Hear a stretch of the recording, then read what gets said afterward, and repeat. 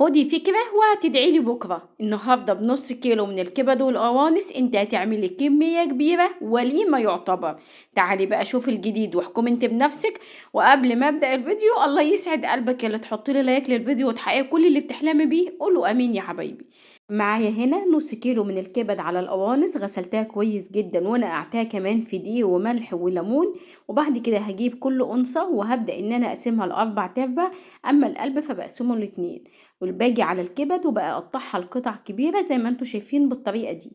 تمام اوي كده. بعد ما خلصتهم تقطيع، هبدأ ان انا اخد الكبد والقلوب القوانص والقلوب في طبق لوحدها، اما الكبدة في طبق لوحده.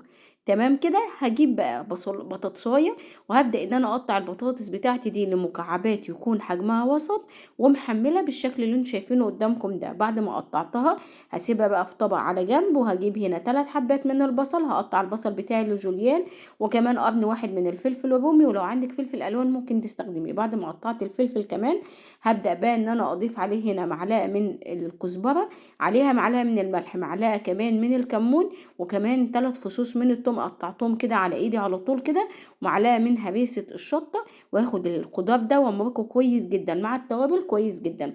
حله بقى وفيها معلقه من السمنه، وضفت عليها كمان نص معلقه من الزيت. وهبدا ان انا اشوح القوانص لغايه بقى ما تشد معايا بالشكل ده، وتاخد حوالي تلت سوا. بعد كده بنزل عليها بالكبده في اول الكبده وهي لسه ما اخدتش لون وما شدتش معايا وبدات تدخل في السوا، مش بقلب فيها. اول بقى ما تغير لونها زي ما انتوا شايفين بالشكل ده وتبقى لونها بني، ببدا ان انا اقلب فيها عادي. وبعد كده هضيف الخضار. عاوزه اقول لكم من اول ما بنضيف الخضار عشان عليه التوابل وهريسه الشطه، فاللهم بارك بتدي ريحه حلوه جدا. اقلب بس الخضار كده مع الكبد والقوانص عشان الاتنين ياخدوا من طعم بعض، وكمان الخضار بتاعي يبدا يدبل ويقصر كده.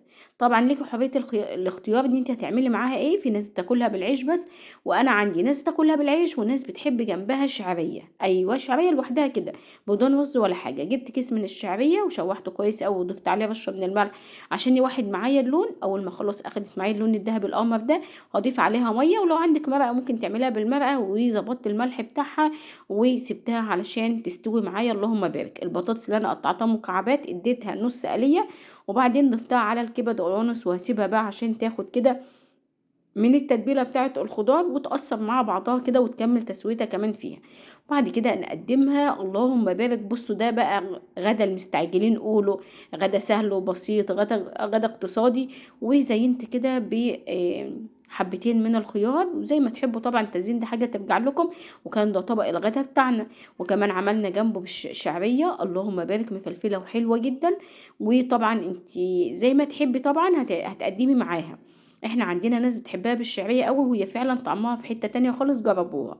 كمان في عندي كمان بيحبوا ياكلوها مع العيش عادي.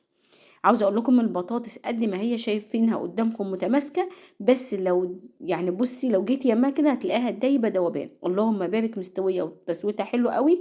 اتمنى انتوا تجربوها. ما تنسوش تقولوا لي تسلمي ايدك يا لولا، وتقولوا لي تديها كام من 10.